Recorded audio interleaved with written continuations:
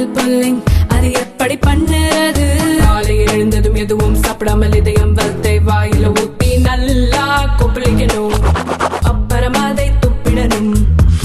இதுதான் oil pulling.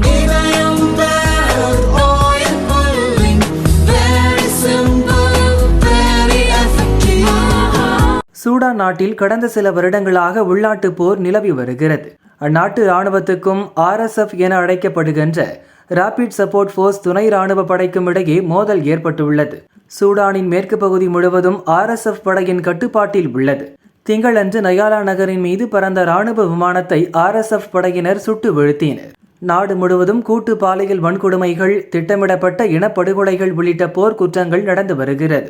சிறைகளை உடைத்து பெண்களை பலாத்காரம் செய்வது, கிராமத்தில் புகுந்து மக்களை சுட்டு வீழ்த்துவது என உச்சகட்ட கொடூரங்கள் நடக்கிறது. இந்த நிலையில் ஓம் துர்மானில் உள்ள கராரி மாவட்டத்தில் மக்கள் வசிக்கும் பகுதியில் வீடு ஒன்றின் மேல் இராணுவ விமானம் மோதி வெடித்து சிதறியது.